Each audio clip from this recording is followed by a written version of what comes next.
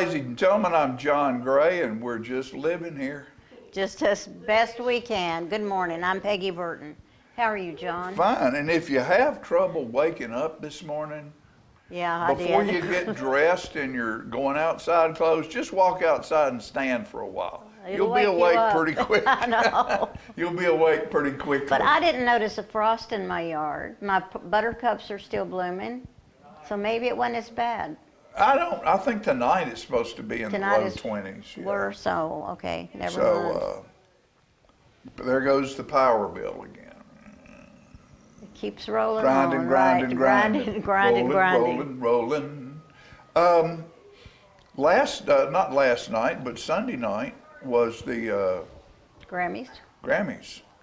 And I'm like you, I watched until I just got tired. Yeah. But See all their new fancy clothes, and it's interesting. It was amazing, and what he said, the MC, who was wonderful, said, people had complained about not being able to know all of the categories, and he said, so television people don't like it, but the Grammy people decided they're going to show every one of them this year. And that's wonderful. And get your lunch pail, Yeah, stay with us as long as you can. I thought it was interesting how several people got real emotional. I didn't see any political statements. I didn't. No, it's and wonderful. I didn't see it till the very end because I couldn't stay awake. But it was well done this year. Brendan Fraser won actor for The Whale. Right. And I haven't seen There's those. a lady. There was a movie everywhere, every time, all at once or something like that. That's a science fiction movie about expanding the brain or something Right. like that. That and I hope that comes to pass. I could use some expansion in my expanded brain power. Yeah. We all could. And then there was one on the Western Front, which was about Germany in the war. And those two movies won basically everything. Yeah, that was I think pretty Avatar amazing. got always gets something. I forgot what it was. Technical, Yeah, because probably. they were the most technical movie. They spent more money than anybody else. But It's always amazing to me. what was cool is Brendan Fraser won Actor of the Year, and I can't remember Ku Kwan, who was it is Japanese? Was he Japanese? He won Chinese? supporting actor of the year, and he was in the movies with Harrison Ford. Back when he was a kid this tall, he was the little kid that was in those movies with Harrison Ford. Oh, really? And so Harrison Ford was on the show that night presenting, and the two of them were together. Sweet. Well, Brendan Fraser and Ku Kwan were in a weird movie done years ago when they were both probably in their early 20s called Encino Man. Yeah. And then here they are both 40 years later. Or whatever, winning Oscars. Right. And it was very, very touching.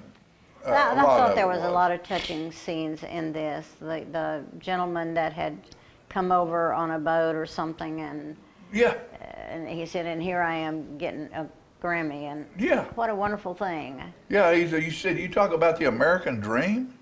Right. Here it is. You're it. looking at it right here. And my girl, Jamie Lee Curtis, I love her. who I've think loved her forever and ever. Now, her parents were... Tony Curtis, and I don't remember what her mother's name was. Tony Curtis. Janet Leigh, yeah, right. And it was the Oscars. And she is always wearing black. And I was proud of her because she didn't wear black that night. Yeah. Yeah. But it was a good night. And one of the smaller things, and this is interesting to me, I had the book out to bring, but I left it instead of bringing it this morning. But let's see, maybe 3-4 years ago, my sister-in-law Candy is a wonderful gift giver. She can find the most unique things that you would never think you would ever want, that once you get them, you don't know can't how you live did without them. Yeah. And she's very good at selecting reading material for me. Good. And she gave me a book called A Boy, a Mole, a Fox, and a Horse. Sweet. And it's written by a gentleman who had been in the, I think he was in big business his whole life. And when he retired, I believe the story is, he wrote this because it's how he really felt. Yeah. And he illustrated it himself. And it is one of the most beautiful little books that you have ever seen. And it won an Oscar for short animated film. Isn't that good? And I just felt like, well, This I may won an happen to you. Oscar. I know. I won an That's Oscar not because I happened to got you. that book on my shelf. Well, plus you write and you illustrate at the same time often. Yeah, And this you're guy's fabulous at a that. whole lot better than I am. Nah. You know, so. But that is a nice thing that he But got yeah, an yeah. award. So I want to thank Candy on the air for that, the presenting me Is Candy doing that well? book, huh? Is Candy doing well? Candy's after doing her well. surgery? Good. She had a hip done here not too long ago, and she's one of the hippest cats I know anyway. Right. But she's doing just fine. I'm glad. She's still in doing a little therapy, but she's coming right on along. What do you expect? She's the Pied Piper. There you go. She is. Is she going to show up in her rabbit suit? I don't know whether she, not unless she can get a walker underneath okay. that rabbit suit. She's still having to use the little prop up. But I think she's she'll doing good. She'll be out of that She's soon. doing good. And, but Candy is one of those people, little children just flock to her. She's always been that way. And I Yeah. call her the Pied Piper. They just follow her wherever she goes, little Because children do. she has something and she fun to loves them. say She and she reads- looks at every one of them. She looks right into their soul. Yeah. And they can feel it. Good. You know, so she's a unique- fine lady, and I'm glad she's doing better. You And got I any- want to thank her for that book and other books and things she's presented me that I really, really enjoyed. I wish that my eyesight was good enough to read as much as I used to, but now I get tired, with my eyesight is not Right, good. it's tough, So it's I tough. miss some good reading, but I still read. I do too. And let's see, what else was there on here that I thought was interesting? While you're thinking about that, I hope everybody will show up at the St. Patrick's Day event Friday night at South Jackson Civic Center at 6 o'clock. The Band of Pearls will start playing. There will be Irish food for sale, and back in the London Hall, there will be dancing with Inge Wood, Celtic dancing, and then their show on stage starts at 7. So I'm sorry I interrupted. They were here. That's okay. They were here last week Right. and gave us a little. He is probably one of the best fiddlers across the United States. Yeah. He is an amazing fiddler, and together those, and violinist. It's not just fiddle. he's not just a fiddler. He's a he can play violinist. it But all. the four of them that are performing on stage, among them, they have at least 20 awards for winning contests. Yeah, contests Just for playing. Yeah, they're fabulous. And anyway, I hope we'll have a crowd, and I hope people will put their green on or put anything on. It's not required that you wear green. What time is that? The on-stage show begins at 7 o'clock. 7, okay. And Frank Wonder will be their person that introduces them, and he has a little comedy before the show. And he's a bit Irish himself. Yeah. And Frank's a very talented He's man. extremely talented, and I love the food they had last year, and I'm sure it'll be similar. But come early. The doors Outstanding. open at 5 or Outstanding. 5:30. I think it opens at 5:30. And it's that time of year that It's stuff for kids. It's a place you can go and you can be in the warm and be entertained. And Right. I did Cat Murray's show I hope Saturday that went night. well. Oh, it was packed. I'm sure it was. It was yeah. packed absolutely to the gills. And so they made plenty of money, and that's And awesome. she She gives that to. I made the statement. I was tasked with introducing her at the end because she introduced the band, Yeah. the dancers and all the that in the players. end, and I was tasked with introducing her, which I introduced her as a choice by the Chamber of Commerce for Citizen of the Year one year, Right. Small Business Person of the Year one year. Yeah, she's amazing. And she's done that show for 17 years. And it'll go on. And every penny that comes out of it is donated. I know. And so as far as I'm concerned, she is the philanthropic Yeah, I forgot who she's individual of the donating. decade I for forgot Tullahoma. who she was donating it to this year. It was a United Way. United Way. Yeah. And Yeah. she's given it to South Jackson. She's given it to Alzheimer's Tennessee. She's given it to Cat Murray is just about every nonprofit tremendously there is. talented, as well as an entrepreneur that does so many wonderful things for people. The thing that amazes me is she's got about 12 dancers up there that dance constantly. There's not but about 2 songs out of, I guess there's probably 20 songs in Yeah. that show that they're not dancing. They're not dancing. And I mean, it is a lot of steps, and they are just spot on. I know, I've It's seen amazing it the before. practice that I'm they glad it put went in it. well. I felt like it would. Yeah. Easter's coming. And it's a couple of days. I'm going to read a couple of things today and then probably read a couple of things next week because next, is next Thursday, Monday, Thursday, or the Thursday, week after? I'm not sure. So Easter approacheth. And several years ago, I thought, I love Easter. I love what it represents, but it's a time of rebirth. Right. When the flowers start blooming, when the grass, a whole when the green universe onions start smelling. brightens up. Everything Yeah. is bright. Yeah. And so I thought, well, nobody writes Easter songs. Everybody writes a Christmas song. Easter parade. Yep. How That's many have been Irving written Berlin, since then? who's been dead for how many Yeah, years, will yeah. receive royalties, Oh, his family always. forever and forever. So I wrote this piece about a definition of the Easter from the view of the cross, Oh, as if okay. the cross was speaking.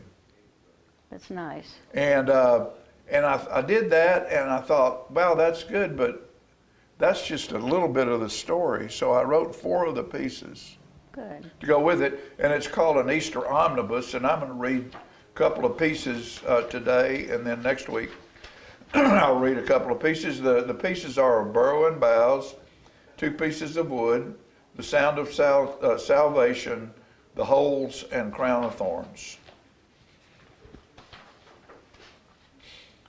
Of Burrow and Boughs. Lord Jesus journeyed toward Jerusalem.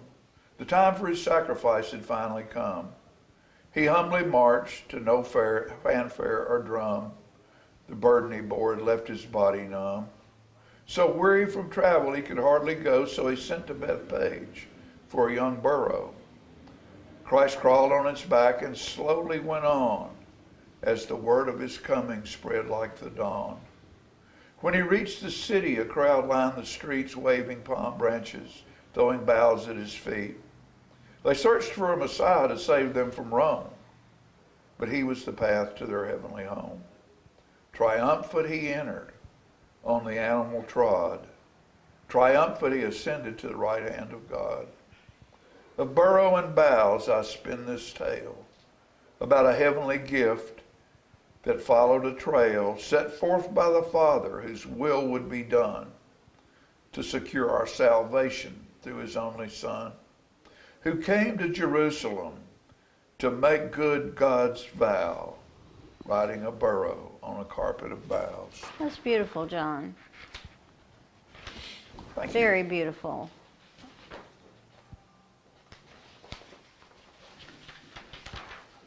And this one, the name of this one is? This is 2 pieces of wood. This is the first one I wrote, and this was telling the cross. crucifixion story Yeah. from the cross, That's which is interesting. 2 pieces of wood. There was a man, a mystical man, who traveled an ancient land, and all he passed were altered by his words or the touch of his hand. The fishes he fed, the loaves of bread, the water turned into wine. On a mount he talked, on the water he walked and gave sight to the blind. All who saw believed, but few really understood, until the world was changed forever by 2 pieces of wood. 2 pieces of wood from the last straight dogwood tree made a cross that held the Son of God on the skull of Calvary.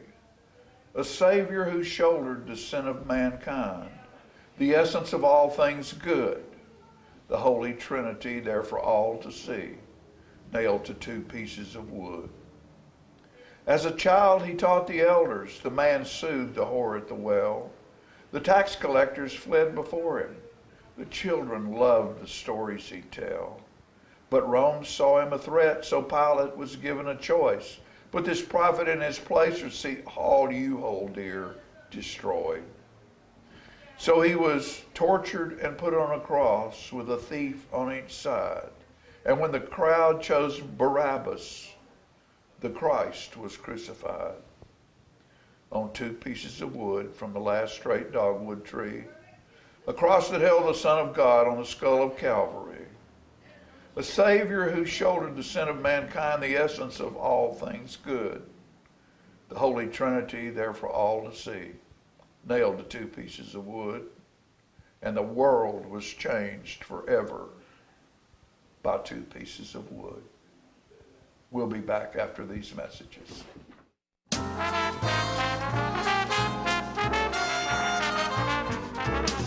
I want to invite y'all to come by Clayton's, downtown Tullahoma. We try to serve the community, the area, and we try to help people with their feet and comfortable shoes. We still measure feet. We have a great new arch mat. We have insoles. Please come see us at Clayton's and let me help you find some comfortable shoes for those achy feet. We're gonna fit your style.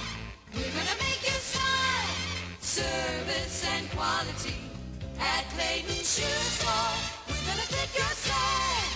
My husband was diagnosed with a spinal infection. He lost his ability to swallow and the movement of his legs. I couldn't turn over in bed, I couldn't walk, I couldn't eat. They were just wonderful in the treatment and care they gave my husband. I regained my mobility where I was able to go home. It is miraculous. Let us champion your recovery. Life Care Center of Tullahoma. STEM is everywhere, like here, behind the scenes of The Walking Dead. When we break down clothes, we tumble it with trisodium phosphate, rock salt, and dish detergent. We stitched together images of our model and created a 3D set that can be walked through in a VR headset. We're able to turn 12 walkers into 1,000 walker boards. STEM can create new worlds on and off the screen. What will you make with STEM? Get inspired at SheCanSTEM.com. Get your news first, fast, and free with your news leader on 6 every Tuesday, Thursday, and Saturday nights at 6, 8, and 10 p.m. Local weather, sports, community calendar events, and a comprehensive look at the latest news stories and news makers as only a video news broadcast can do. Get it first, fast, and free with News Leader on Channel 6, your local information network.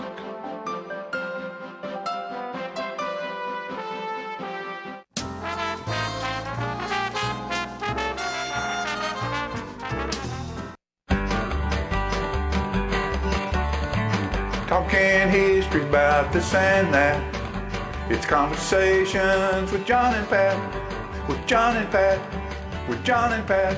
Hello everyone, I'm John Rickman. And this is Pat Welch, and John, we are here today for the 66th segment of the conversation with John and right Pat. Along.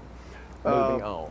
Of course, the song I'm going to do has nothing to do with the We've topic just about given up on those segue songs, you know it. You know, it's But just hard to do. Yeah. When Jimmy, Phil, and myself started playing music together, we had played rock and roll music in the past. This little song about now we're just the Chapel Hill Pickers. We played rock and roll music back in '65. The girls would follow us around. We wore shoulder-length hair and skin-tight pants, and man, we had a groovy sound. But now our hair is falling out and our skin tights don't fit the girls. They just giggle and snicker. We used to be the group called Electric Soul, but now we're just the Chapel Hill Pickers. Well, the crowd would go wild when we play Louie Louie. We'd turn the volume up on 10, but we traded off our amps and electric guitars. We just sit around, we pick and grin. We play the Wildwood Flower and Your Cheating Heart. We sing about divorce and liquor. We used to be the group called Electric Soul, but now we're just the Chapel Hill Pickers. We used to make our gigs in a chartered Greyhound, but our image changed, and what luck. Well, we found us a bargain in the classified ads. We bought us a tater chip truck. We got her name and phone number painted on the side, along with Fred Thompson stickers. Used to be the group called Electric Soul, but now we're just the Chapel Hill. One more time. We used to be the group called Electric Soul, but now we're just the Chapel Hill Pickers. Woo. Now, John, I realize that sometimes you have to take some liberties in your songwriting so that you'll have rhymes. Yeah. Wasn't the name of your group and the rock and roll group, that was the Monterey's, wasn't it? Monterey's, but I guess I wanted to appeal to a larger audience, so I put Electric Soul as the name of the group that we were, and I'm not sure if everybody would know what a Monterey was. I'm not sure if they know what Electric Soul is, but I think they would better know what wider acclaim. Wider. Yeah. Oh, man. Went to MTSU my junior and senior year. After an illustrious academic career at Martin Junior Methodist. College. I liked Martin Methodist a whole lot. Went to MTSU. Was married during that time and really probably wasn't as involved in the campus activities as I was at Martin. But we had some interesting people on campus at MTSU. Dean Hayes was the track coach over there, and MTSU really had a good track team back at that time. Dean Hayes has coached a lot of triple jump champions. Yeah.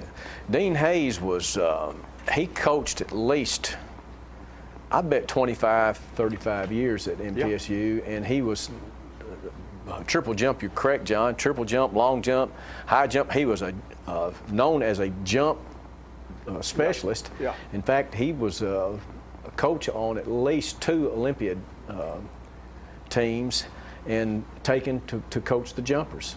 Though some of his throwers were real good too, but he always had a good cross-country team, good distance people, good sprinters. He was just a really, really good track coach. Well, I know he's a real special friend, or was a special friend, to Jimmy Simpson, who was a Tullahoma native. Right. And I remember when Jimmy was down here selling his mother's house at auction, I happened to be the one that listed that auction. Jimmy and Dean were down together, there the day of the auction, and maybe Dean helped him with moving some furniture and this sort of thing. But there was one fella that probably stood out greater than even the jumpers, the long jumpers, the triple jumpers, and so forth. And that was a fella named Brian Oldfield. People, they called him Barney for short, but Brian Oldfield was a fella from Illinois. Where in Illinois? I should have read that closer before, but Elgin, Illinois, I think. I think Elgin, that's right. Illinois. Yeah. But Brian came to MTSU as a shot putter. Let's put up that picture of Brian. There he was, just a specimen, if you will. He was just a physical specimen. I think he was about 6'7". Probably in that picture he weighed 240, and he could heave that shot put. And back at that time, they were throwing the shot put. You really don't throw the shot put. You throw a shot put, you'll ruin your arm. So it's put the shot put. And he pushed it from his chin out and, around a 70, 75 foot mark. With a 16-pound, under his chin is a 16-pound, like a little cannonball. And he could make it come out He of could make it cannonball, come out of too. there. Now, the method they would use back at that time was the switch, where he would, and when he would wind up and the shot put was in the air, then he would be out on his right foot with his left foot dangling back in the circle to help him stay back. Yeah, he took 2 or 3 backward steps, like a skip, and then exploded the opposite direction and put it. Later on, and I'm not sure if it was after he was a college student, but he sort of adapted a new approach to throwing the shot put. It was his own, where he spun in that smaller circle. The shot put circle is smaller than the discus circle, and he would actually spin inside that circle and get up like a little whirlwind, you might say. A little bit more inertia with it. And oh, good word, Pat. and he would put the shot out there from that kind of method of tossing the shot. But anyway, after college, John, we probably need to go ahead and address the elephant in the room when we talk about Brian. Brian participated in the use, which was extremely prevalent worldwide at the time, in weight sports and PEDs, or performance enhancing drugs, and namely anabolic steroids, which both of us would encourage strongly that no young person get involved with that now. And Brian Oldfield, if he was alive, would do the same thing, because he died at age 71. Broke him down real early. But he, from the picture that you had there, he got up to 285 and was massive. And though he was just as quick and fast as you're talking about there. Now, you going to tell the story about the? One story I have was at MTSU in the old gym over there, and Brian Oldfield had been taking karate. And also, I know that the old gym was also the home of the track team. That's where they trained down in there. That's where Dean Hayes' people were. Well, Brian Oldfield was some sort of athlete now, and most people will be real proud if they can touch the rim with their hand. Brian Oldfield told folks that the boys in the gym there that he could touch that rim with his foot. He'd been taking karate and was trained, and he could get his foot way up high, you know.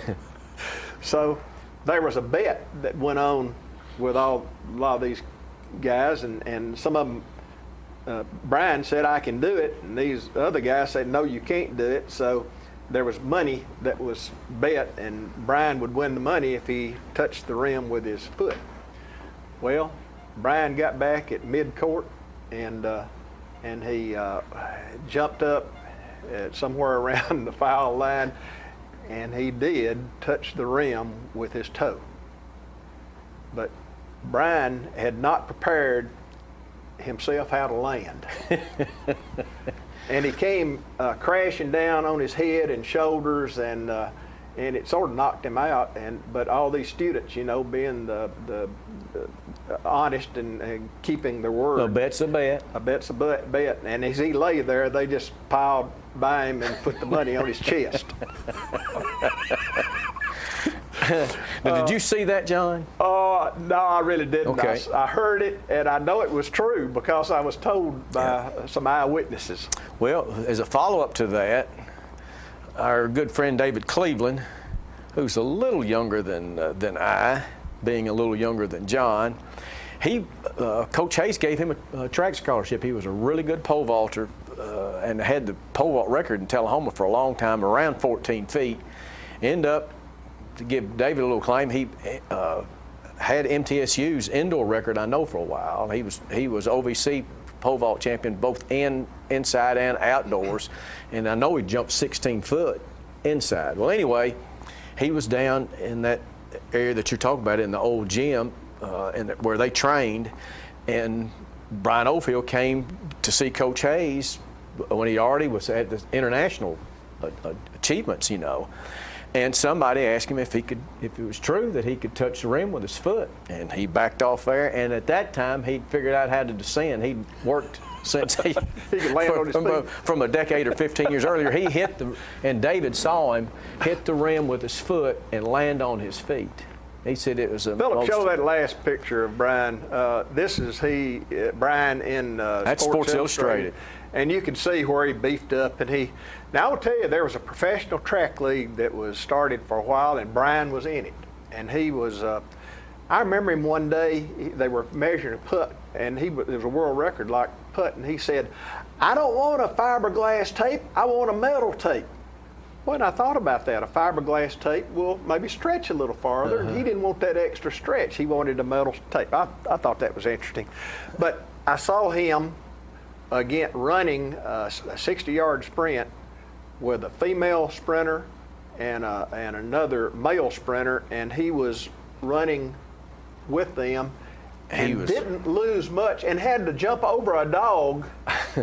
A dog ran out on the track for some reason. I don't know what happened, but anyway, he had to jump over his dog, and he didn't finish behind those people very much. And it's about time to end on Brian. And we probably need to reinforce the opposition to the use of steroids or any kind of PED.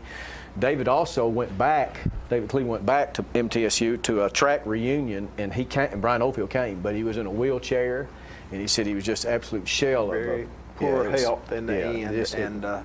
Listen, Brian, he achieved much, but he probably would have done things differently. It was extreme cost. And David Cleveland, we appreciate the story, and we remember you well in middle school and high school. Correct. Thank you. So that knocks off segment 66, and we hope to be back with approval of management. Thank you all. Talking history about this and that.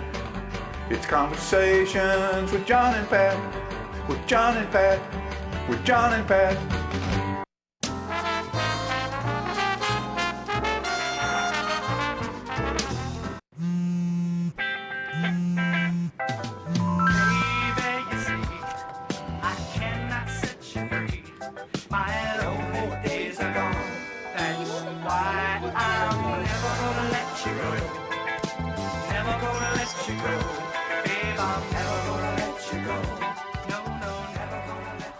Here you go. Thank you. Thank you.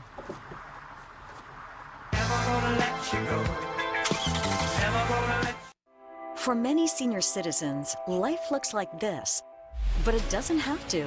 When you make your home at Parkview Senior Living, life after retirement takes on a whole new meaning. Daily exercise options, fun outings, happy hour, game nights, movies and popcorn, arts and crafts, enjoying friends over chef-prepared meals. Parkview Senior Living, where you're always home, but you're never home alone. He's a little bit of you, he's a little bit of me. The trash along the roadside of Tennessee. He's the garbage that we find. He's the dream we left behind. Lord, there ain't no lower class than Tennessee trash. A throwaway bottle or a pop-top can may not seem much to a traveling man, but a little bit of litter goes a long, long way. Growing, getting bigger every day. Tennessee trash messing up the highways. Tennessee trash jogging up the byways. Lord, there ain't no lower class than Tennessee trash. Lord, there ain't no lower class than Tennessee trash. We have met the enemy, and he is us. Is this the year you want to get fit? If so, check out just some of the things Tullahoma Parks and Rec has to offer. Kickboxing, aerobics, silver sneakers workouts, swim lessons, boot camp, water aerobics, basketball, Zumba, yoga, pickleball, lap swimming, treadmill, karate. Get fit, Tullahoma, and have some fun with Tullahoma Parks and Rec. I was skeptical about getting the COVID-19 vaccine. There are a lot of opinions being shared. But I had the chance to talk with my doctor about my concerns. He told me the vaccines are backed by decades of research, and that the vaccines are proven safe and effective. Now I'm protected and ready to put this pandemic behind us. Join the millions of Tennesseans who have decided to give COVID-19 vaccines a shot. Visit covid19.tn.gov to find an appointment today.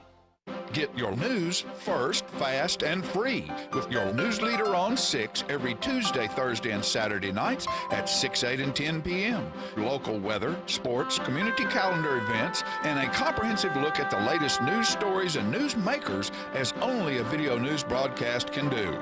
Get it first, fast, and free with News Leader on Channel 6, your local information network.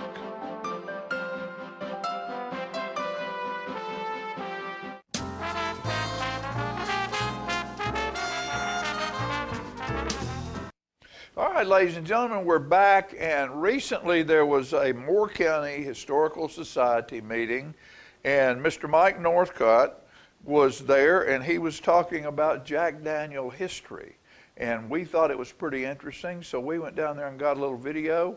Philip Scoggins did, and we're going to bring it to you right now. Let's talk a minute about how old Jack Daniel was. Does anybody know how old Jack Daniel was? Lynn?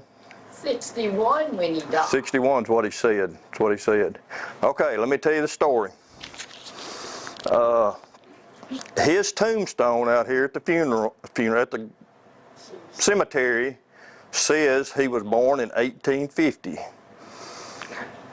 And 2 weeks ago, we got the opportunity to go out to the original Daniel farm, which is about 1.5 miles out the road, to see the original Daniel cemetery.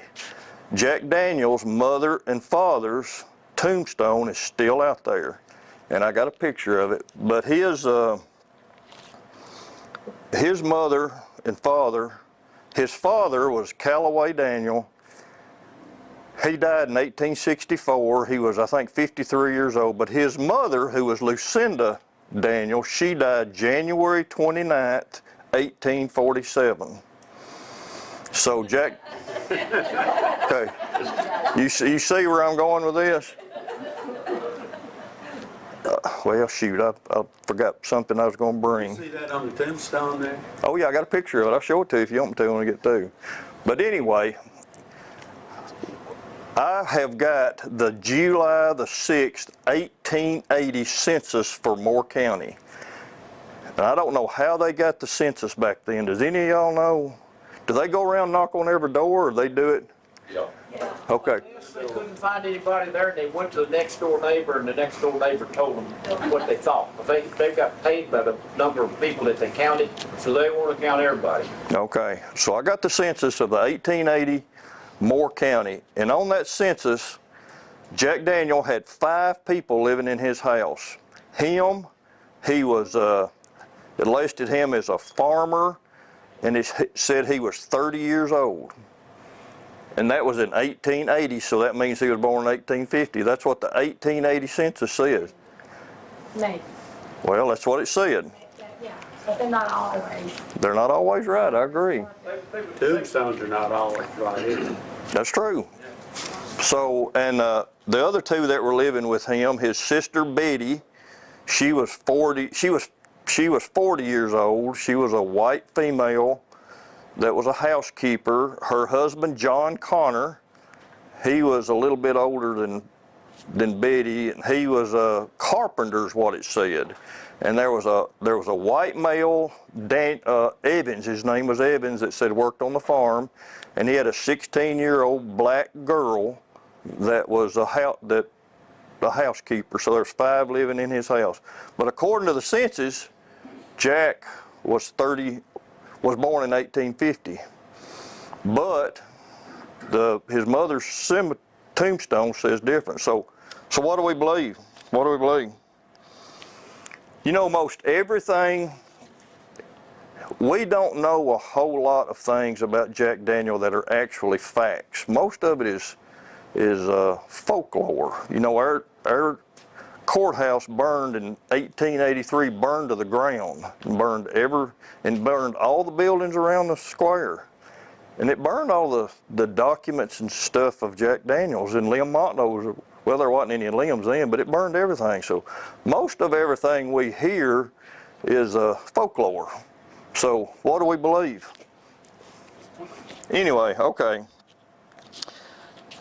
All right, let's get into, no matter how old Jack was,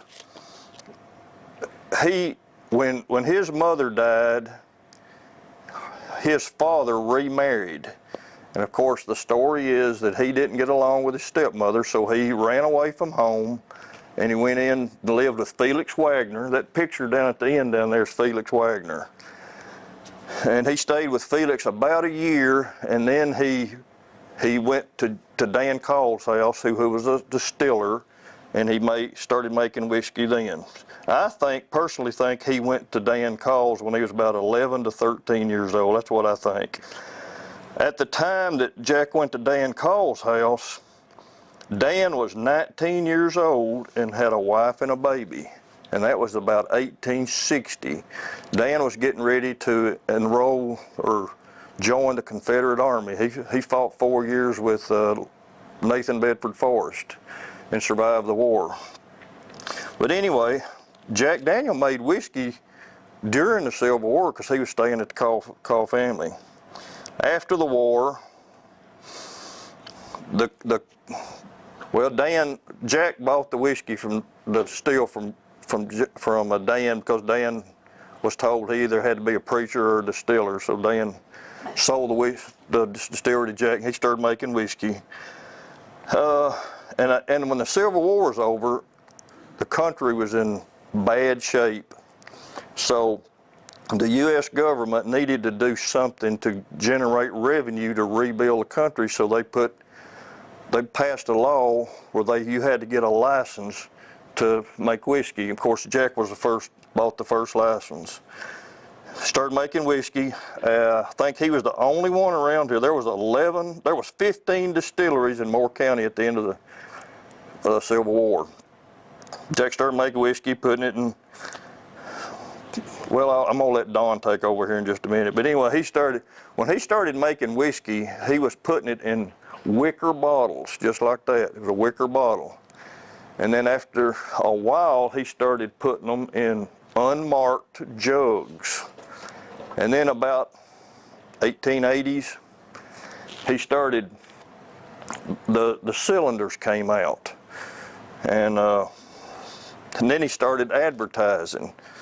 Jack Daniel actually got sick in about 1907. That's when I don't know if that's when he kicked the safe or whatever, but he got real sick in 1907, and he found religion, and he got baptized in the Mount Moriah Baptist Church, and he basically turned over all of his operations to Lem Motlow. Now, y'all know who Lem Motlow was, don't you? That's his nephew. So Lem Motlow basically took over the operation of the distillery in 1907. Now, if you know history, national prohibition came legal in 1918, but Tennessee went dry in 1909. We went dry 9 years before national prohibition started. So Lem, when they went dry, when Tennessee went dry, Lem moved the distillery down to Birmingham, Alabama, Hopkinsville, Kentucky, and St. Louis, Missouri. But people around here still, we forgot our medicinal bottle, didn't we? It's down there. It's down there? Yeah. Oh, yeah. They found a loophole in the Prohibition Act that you could still buy whiskey if you got a doctor's or a prescription for it. And Don, we got a bottle here that's 1928, I think. You could still buy whiskey around here, but you had to be sick. You had to be sick. So anyway, I think that still works today anyway. But anyway, when Jack ended up dying in 1911, and like I said, he moved the distillery down to Birmingham, Alabama, where Lem was still making whiskey and bottling. And one of the rare bottles that he made that's very rare is you don't see many Jack Daniel bottles with Birmingham, Alabama on it. Most of them, well, you've got one that's got St. Louis on it, don't you? It's the only one I've ever seen. I've never seen a bottle. You've got a couple of Hopkinsville, but Birmingham, Hopkinsville, and St. Louis are very rare, very rare. You don't see those. But when Jack died in 1911, Lem's brother, Jess Motlow, was the distiller at White Oak Distillery in Chattanooga, Tennessee. So Lem contacted his brother, Jess, and asked him if he would come up here and be the master distiller of Jack Daniel Distillery, which he did. Lem resigned in Chattanooga and came up here, and he became the second master distiller. And he was the longest master distiller in the history of the distillery. It was like 40-something years, I think, but 29 years of that was during National Prohibition. But Jess was I've always heard he was the best distiller he ever had. He knew the recipe, and he made whiskey, very good whiskey. But anyway, he was the second master distiller. One of my favorite things in my collection is this little ad. You see the wagon tail? That's one of Lem's postcards when he down in Birmingham, Alabama. What else was I supposed to talk about? Let me inject one thing in, if you would. Yes. That Jack Daniel bottle from Birmingham is what they call that's a quart, what I call a rectangular quart bottle. They also had 4 different size bottles, Motlow Distilling Company, yes. Birmingham, Alabama. So he also shared his name on that. Started off with a relatively small and gradually went up to that quart size right there. And it was just Motlow Distilling Company, Birmingham, Alabama. And they're pretty difficult to find nowadays for the most part. Now, this bottle, I think we've talked about every bottle but that one. To be honest with you, we don't know the history of this one. We don't know why they made an amber bottle. Never know. Nobody knows. These are very, very rare. You cannot find them. So if you know how they made those, we'd like to know. We don't know the history of those. I work at Miss Bobo's. I get a lot of questions about certain things about Jack Daniel. You got anything else you want to say about this up here? No. Have you ever thought about where Old Number 7 came from? Have you got any? I'll tell you what I know. I was reading the other night. Somebody thinks it might be because Jack Daniel played dice or something, had something to do with the dice. I don't think that's right. I told this story at Miss Bobo's not too long ago. Jack Daniel never married, never had kids, but he was an eligible bachelor, and he dated and went with a lot of women. They said his favorite girlfriend was number 7. That's what I've heard. But I told that, and a lady sitting at my table said, well, he better not have called her Old Number 7. So that shot that theory down. I'm not telling that anymore. You know the motto of Jack Daniel whiskey, it's still on every bottle right now. This is my theory. I've said every day we make it the best we can. So they make it 7 days a week. So I thought maybe that's where 7 come from. I told my wife that. She said, that's the stupidest thing I ever heard. So I don't tell that anymore either. Now, Chris Fletcher, who's the master distiller, he's the grandson of Frank Bobo. Frank told the story, and this is a true story. This is documented. I think it was a guy from Kansas City ordered 7 barrels of whiskey in the late 1800s. Jack put the whiskey on a wagon and took it to Tullahoma, put it on a train, shipped it to this guy. It didn't get there, and several months later, the guy got back with Jack that he never got his whiskey, and Jack said, well, I'll take care of it. And he did. He contacted the train company, and they sent it back, but there had been several months through there that he didn't get whiskey, and Jack had made a lot of whiskey in that time, and the guy requested that he wanted the old number 7 barrels. He didn't want new whiskey, he wanted the old number 7. And that's a good story. That's a good story. It makes a lot of sense. I found, now the old number 7, he started putting old number 7 on his stuff in what, late 1880s? 85. 1885 is when he started putting old number 7 on his bottles and jugs. I found a newspaper about 1887 or something like that, where at that time there were 12 districts in Moore County, and the magistrates of the county were shifting people to different districts because of businesses and the population. Jack Daniel was in the 7th district. They redistricted him to District 4, and he petitioned the magistrate to put him back in the old number 7 district. Now that makes sense to me. Now whether it's true or not, but I mean, I've got that newspaper that tells that. So I may have found the secret, I don't know. I've been telling a lot of people that, so anyway. It's gospel. Yeah. It's better than some old number 7 woman, isn't it? It's better than that.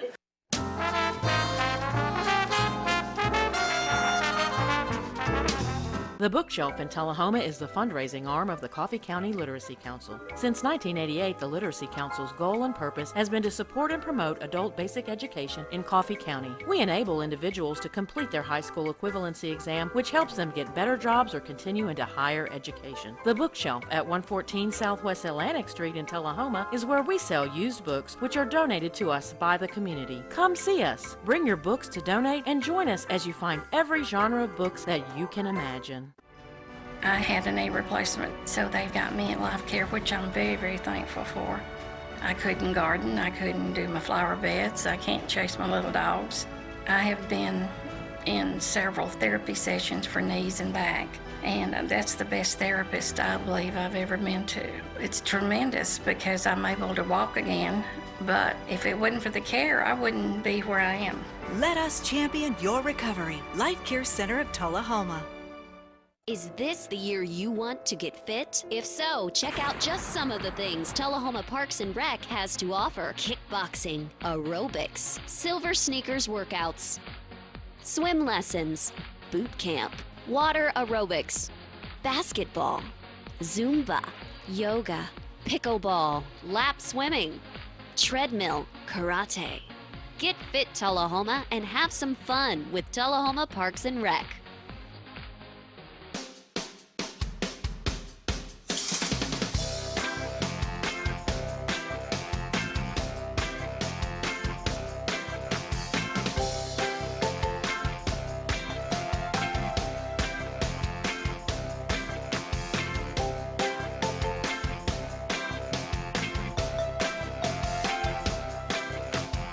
Parkview Senior Living, active, independent senior living at its finest.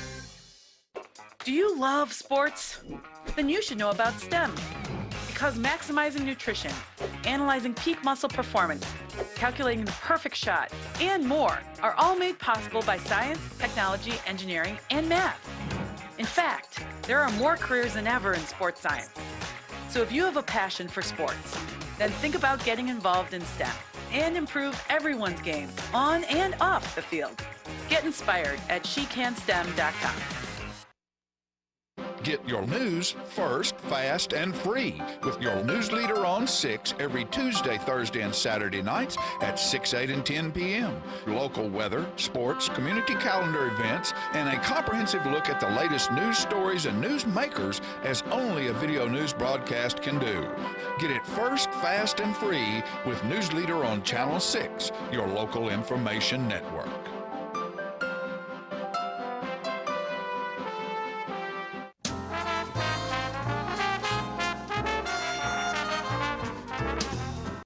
All right, ladies and gentlemen, we're back, and I'm very, very glad now to have my buddy and a real good friend to Tullahoma.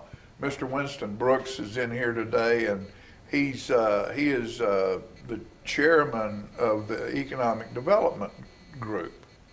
Well, thank you. Right, or director? Well, what is that exact title? Well, first of all, it's great to be back. It's been a while since I've been down here to talk to you. And so I am the director of the Tullahoma Area Economic Development Corporation. And we have a great board. I report to an independent board. And the chairman is Dr. Lynn Seaburn. Okay. So We're very fortunate for the service of all of our board. I have a 7-person board. And we've been responsible for some small business training that I wanted to come talk to you about. But, you know, Tullahoma is just doing great right now. We're booming. If you've been paying attention to some of the news outlets, and you know, we've been the secret is out, so to speak. Tullahoma has been discovered. Well, it's sort of been out for a while, but now it's really. I mean, when you're number 23. Right. So, Family Destinations Guide ranked us the number 23 in the country, number 1 in the state of best small towns in Tennessee. Wow. Yeah, so that's Gatlinburg, Tullahoma, Franklin. So that's nice. It's a great accolade to have, and we've always known that it's a great place to live, work, and raise your family.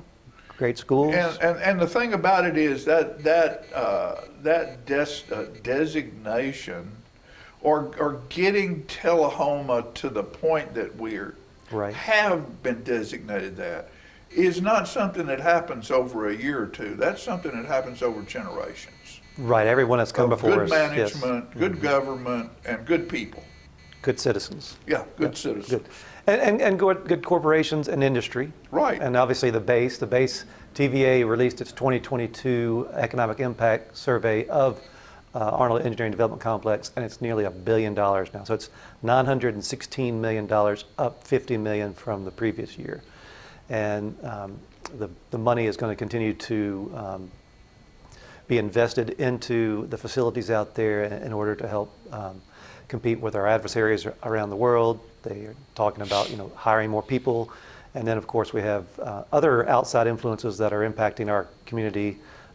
We have Stephen Crook, the director of the Industrial Board, hopefully going to complete the mega site deal. So that will, you know, be just, you know, phenomenal. Several thousand jobs that would come in here. And then Tullahoma was also, Site Selector magazine chose Tullahoma as the #1 Tullahoma Manchester micropolitan as #1.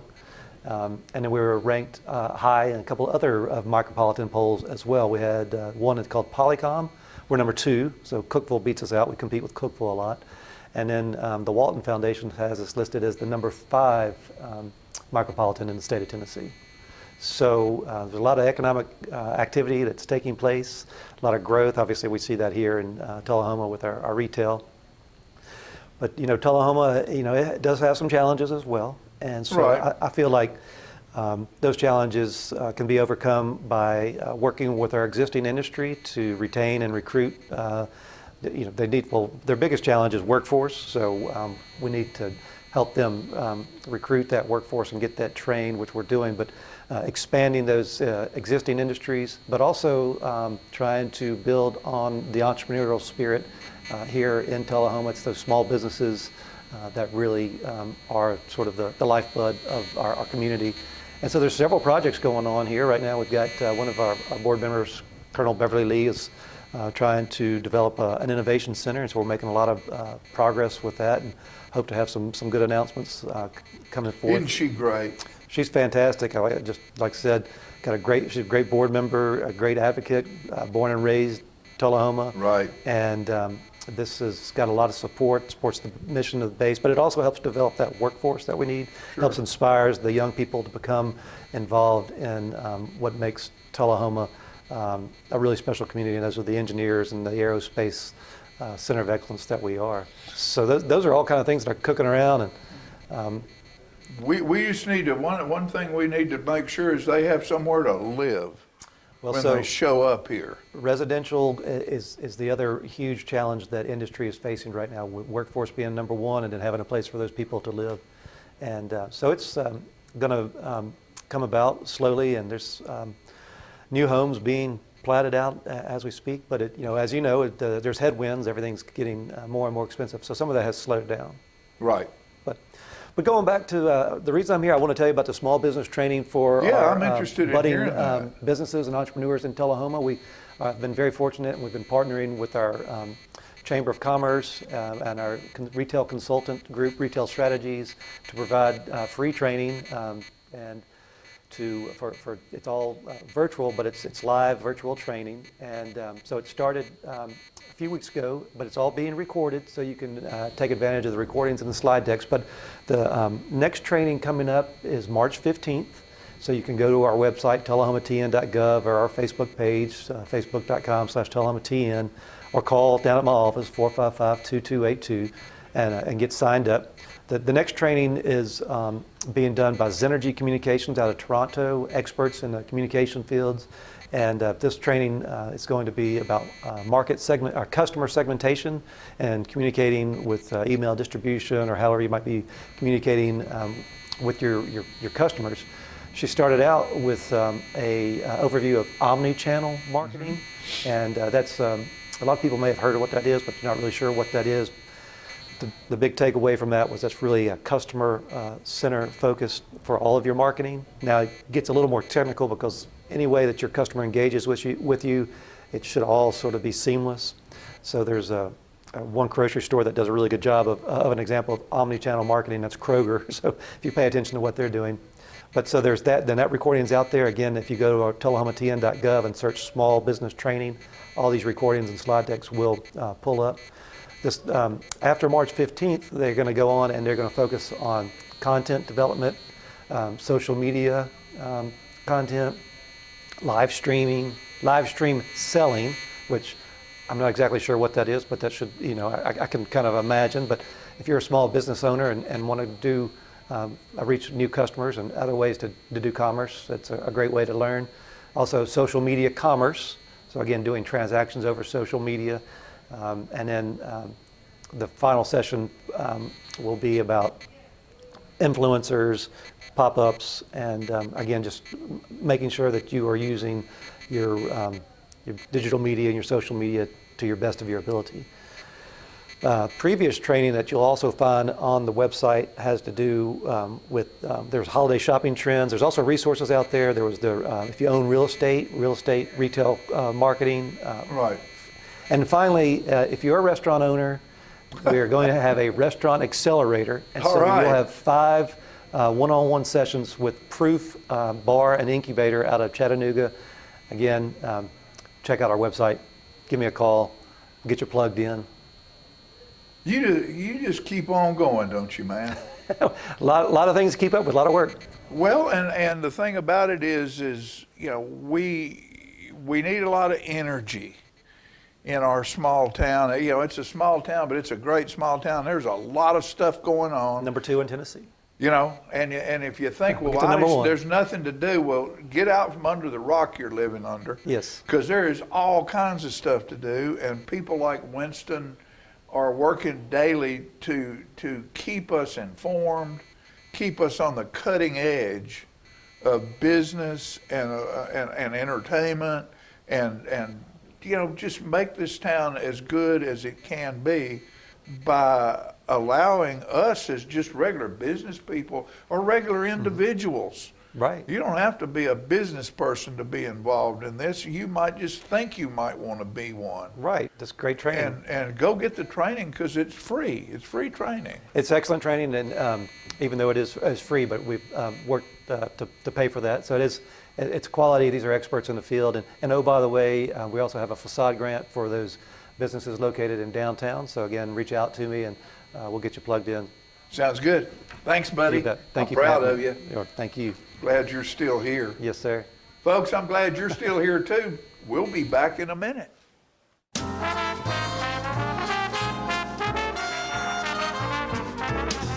Hey, Bobo, do trees tell each other stories? I'm sorry. I'm afraid I don't know that. Hey, why don't we go find out?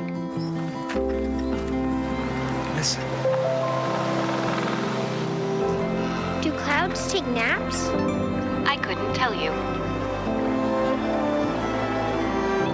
Dad, do stars visit their friends? Look!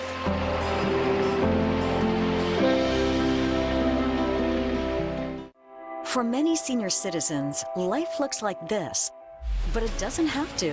When you make your home at Parkview Senior Living, life after retirement takes on a whole new meaning. Daily exercise options, fun outings, happy hour, game nights, movies and popcorn, arts and crafts, and join friends over chef-prepared meals. Parkview Senior Living, where you're always home, but you're never home alone. Okay, here we go. 3, 2. 3, 2, 1. COVID-19 has been a really long and difficult fight. So when we start talking about COVID, I completely get it.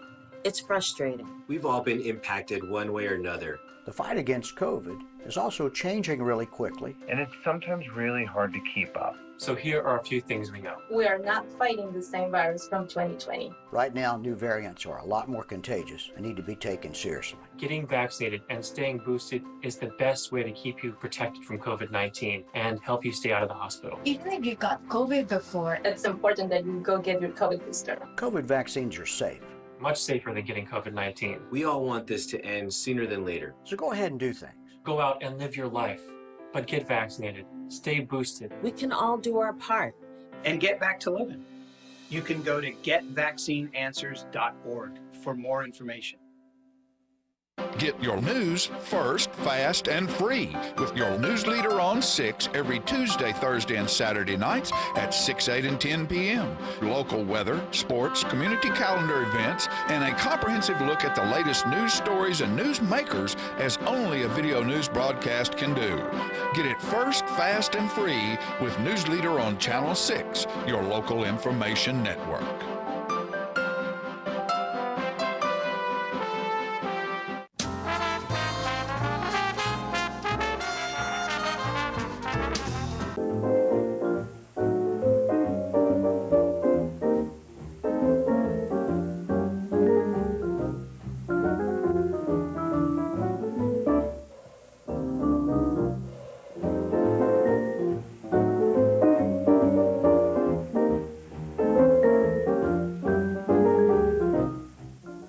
Good morning, all you good folks in TV land, and howdy, lady camera women, camera ladies.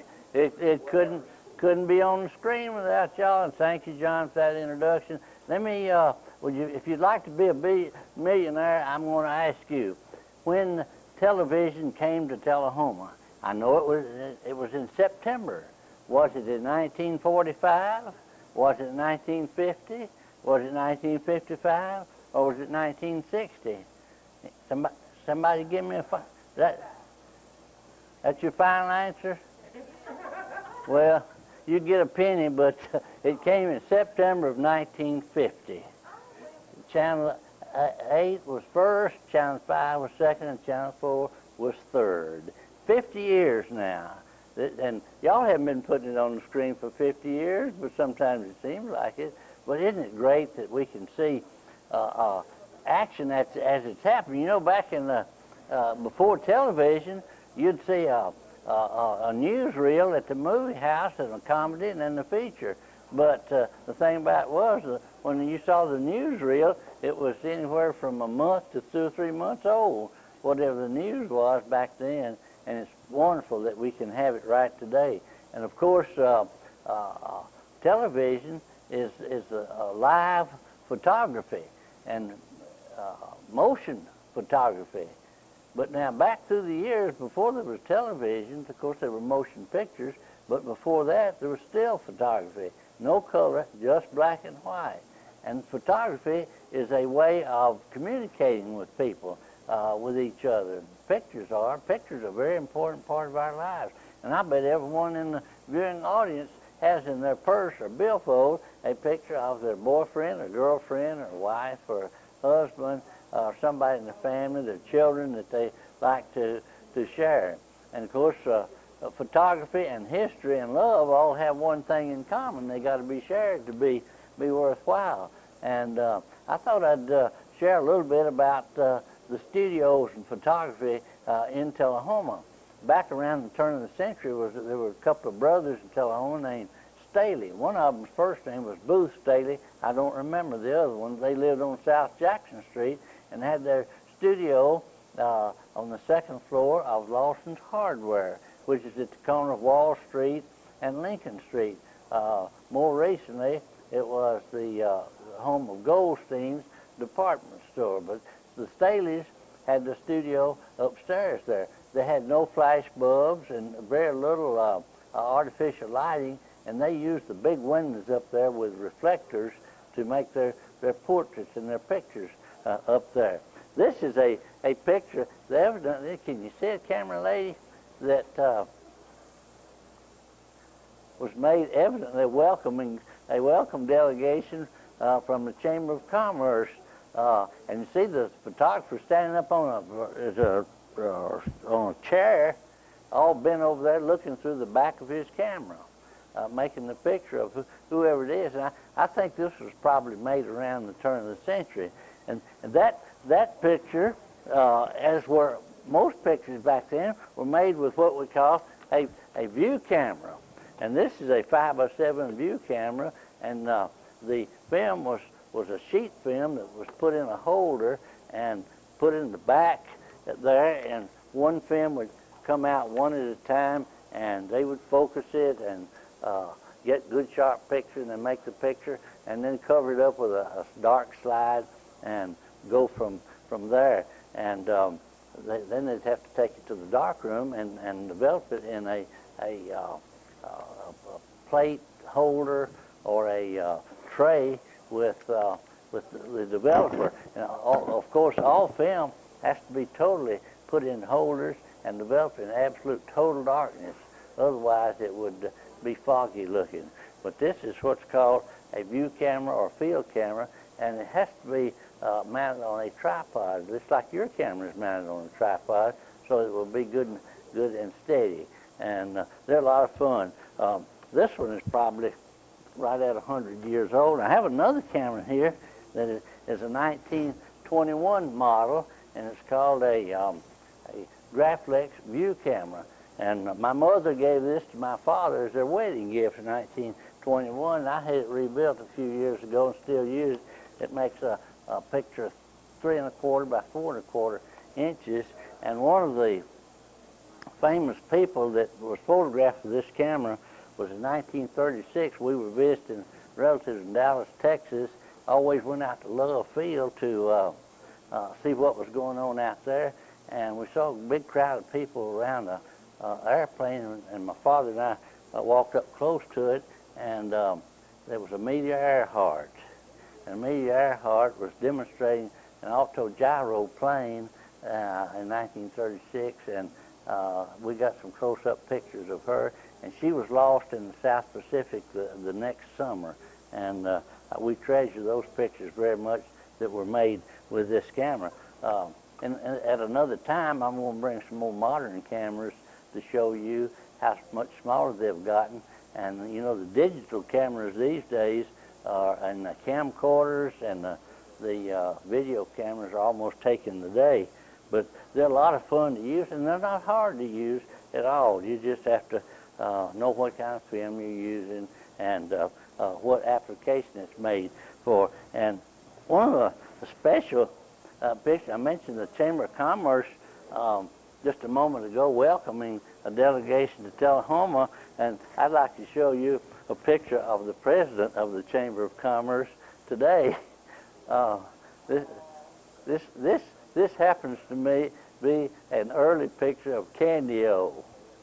And Candy O loved her Heinz beets, and I think on this particular occasion she had a big mouthful of beets and sneezed, and you can imagine the kitchen, the table, the ceiling, and her mom and daddy were totally covered with beets. But that's what pictures and cameras are for. Quickly, after the Staleys came a fellow named Sam Penn that had his studio over a former Locke's Dime store, and then our longtime friend Paul Pyle had his studio there and on Jackson Street, and our friend the late Bob Plummer had a studio on West Lincoln Street for many years. All of them excellent photographers that recorded not only families but recorded history, and we've been real proud of them for a long time. They were a lot of fun, and they gave much of their profession to the city. And we're going to come back and show you a lot more, because this is not the end of the story. There's a whole lot more to come, and I thank you, and everybody have a real good day.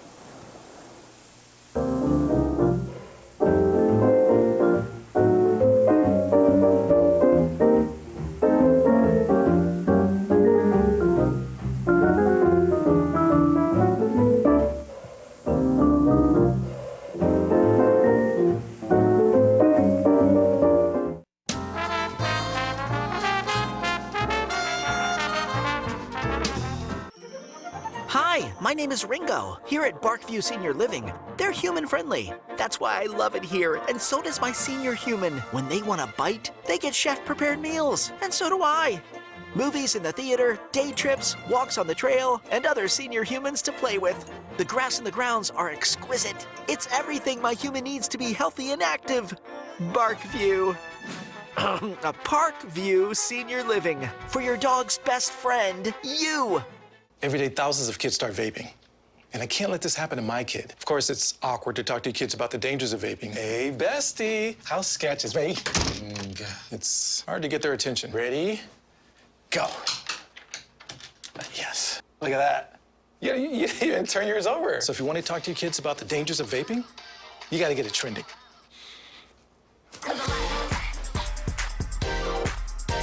No, you're doing it wrong.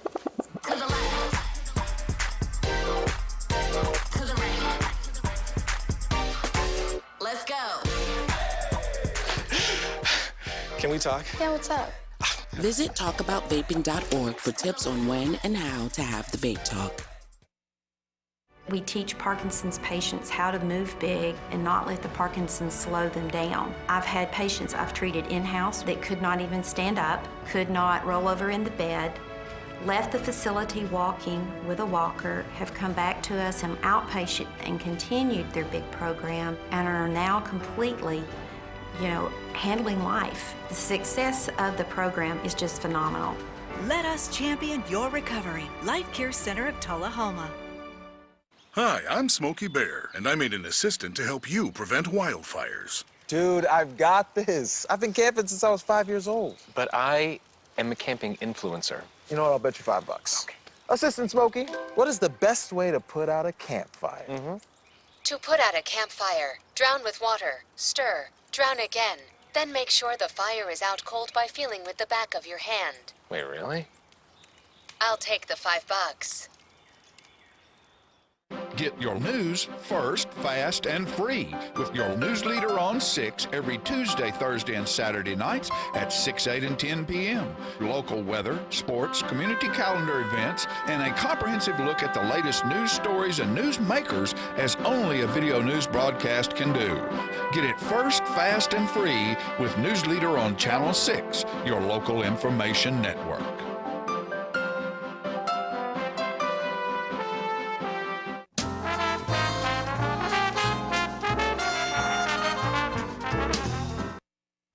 I love it when Jackie Duckin walks in the door. How are you, Jackie? I am good. I'm so glad to see you. How are you? It's always good to see you. I know. You've always got things to say, poems to read, stories to tell. Thank you. Thank you. I've been a lot of places and done a lot of things, and sometimes, every now and then there's something very interesting. I was thinking last night. I was telling somebody about this time we were talking about star sightings, I believe, or something. But anyway, yeah. I was walking up to the post office one day here in town, and I had a Little Richard sighting. And back when Little Richard was alive. I know. And the window rolled down on the car, and he said, "Sir, can I talk to you for a minute?" And there was Little Richard. I said, "Lord," yeah. And I hadn't thought about it. He gave me a book of some sort, and I appreciated that. I saw Little Richard when he performed in Nashville at the college there. Okay. When I was in college, yeah, he was a sight. He was fabulous. He was. He always was. And then one day I caught him down at Chick-fil-A. They were in line, and I wanted to return the favor. Yeah. So, and like I said, I've had some interesting things going on in my life off and on, and just something to keep you humored up and thinking, keep you on a positive note. And thank God for that. Exactly. And little bitty things, like this. And I saw him down there, and he was in the car, and he was on the front seat, and the car full of bodyguards. And I walked right up to the car. Everybody was in there looking at their sandwiches, and nobody ever saw me coming. Yeah. And I walked up to the car. They were coming through the line, and he rolled the window down, and I told him, I said, I want to return the favor. I said, you gave me a book some time back, and I want to give you mine. And so I gave him a copy of my book, Living on Purpose, The Poetry of Life. That's wonderful. And then he was trying to decide whether he wanted to grab the book and eat the sandwich. If the sandwich was okay, he wanted to check it out before he left. So anyway, he appreciated that. And I was just telling somebody that. And then another time I was thinking about, I was just telling this last night that we did a group that I sang with, the Free Spirit Gospel Ensemble. Yeah. And we went to Nashville and did a concert. We did well. We didn't win the concert, but we auditioned for Opryland. Oh. That's what it was. Wow. Opryland was going to have gospel shows and stuff going on. This is back when they first opened. Yeah. Years ago. I wish they'd never closed. Yeah, I'm telling you. And so, and we had gone in there and auditioned, and good little group, Free Spirit Gospel Ensemble, and there's some of us still around, go to my church, and there were, and there's some that don't go to my church, but they're good people. And we were out there, we were walking away from where we'd auditioned, and this big long limousine pulled up, and the window rolled down real slowly, and I looked over there, and he said, "Y'all sure did sound good. Y'all sure sounded mighty good, neighbor." Oh, and sweet. It was Roy Acuff.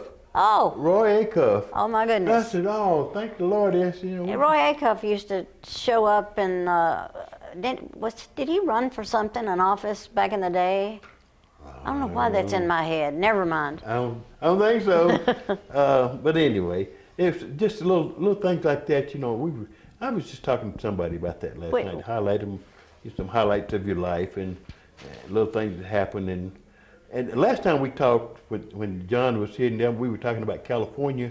And, right. Going to California, I told him we went there as a family. And John was telling, as several times, my dad would, when he bought a new car, and we went out there with took my grandmother and grandfather to. And you couldn't get in a hotel. Yeah, right? Oh no, we never thought about a hotel. We couldn't do that during that time, and we just had to drive straight through. I just don't know how you did it. 47 hours and 55 minutes. I remember that. That's a long drive. It was, and like I said, the only time you could stop was maybe get gas, and you get a cold drink out of a machine. You couldn't use the restroom, and couldn't do any of that stuff, and couldn't stop and get food or whatever, you know. But we always packed lunches, 3 days worth of food for mom and dad and grandma and granddaddy, and we had, it was about 3 of us kids at that time, I believe, and Paul Jr. and Betty and me, I believe.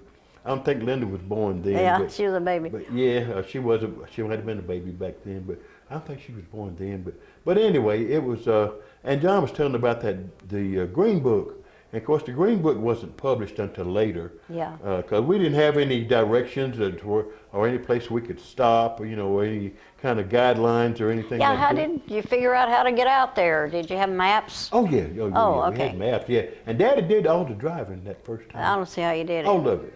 Never went to sleep. All of it. Well, we stopped and nap. He'd nap, you know, and whatever. But then when my brother Paul got old enough, he could help drive. And yeah. So, but I was too young to drive then. But later on, though, and the part that I got left off last time that we talked about that was that John asked me if I'd gone out there, you know, if I liked California. Yeah, I liked it. And so when I told him when, I think I told you both, when I got out of, I think after my first year of college or so, I was trying to get on out at Arnold Air Force Base. And, right. And wound up, I got on out there, and after calling from Genesco every day, I think, "Y'all got anything open yet?" And my friend would tell me, "Yeah, well, not yet, but anyway, we'll have." So how many years were you there? I was there 34 years. 34 years. That's a good long term. It was a long time, and I worked several different jobs. As like I said, I was the first to work in the wind tunnel in a job other than a custodial position. Oh, that's wonderful. I was the first black security guard there. I was probably the first data manager in Astif when Astif first opened up. Yeah. The new facility. It was a new facility at the time, and they had a job that was established as the data manager, and I was the first data manager. The title was the Global Data Manager. I said, "Boy, that means I'm a data manager all over the world." All over the world. That's a big title. It worked out really good. And but after that first year that I worked at Arnold Center, I had a car. I had Don Shockley over there had a sign shop on Anderson Street, and we're just about out of time. And I went by there one day, and I decided I was going to California to live. Oh. And so, yeah, I did. And so I went over there, and I had him paint on the quarter panel of my car, back quarter panel on both sides. Color me gone. Oh. And I did. And I left. How long ago was that? Oh, that was in the early 60s, I believe. I just had to go to That California. took courage. And I to did, go. and I went and, my sister had a house there, and I thought we were going to hang out with her for a while. Yeah. So we hung out, I hung out about a year there, and then I came back, and I thought there was no place like What part of California was that? Pasadena, Pasadena. And Altadena. And you didn't like it that much? Or you just wanted to go I like home? Tullahoma better. You put it just like wanted to that. go I home. think we're Yeah. out of time, too. Tullahoma's a good. Are we through? Yeah, we're out of time. Well, my goodness. And I didn't get to talk about what I was really You know, gonna here talk we about, have but this anyway. whole big list, and we don't even get to go through it. It was just I guess they'll cut me off. there.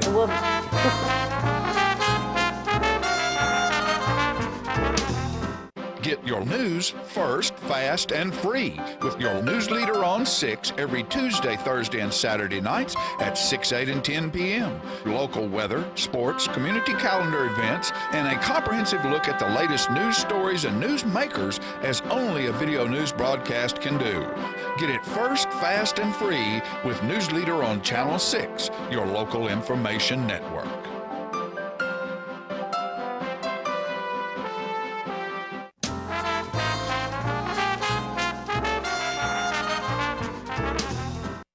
$30 seconds. Okay, I'm just going to say something about the program coming up at the end of the month. With the 29th, I believe, at UTSI, it's the Women's Month program closing up. Right. Women's Very Month. nice. I guess we can say. Good place. to Yeah, women, all you women out there, we love you. Love you guys, yeah. See you next time. Yeah.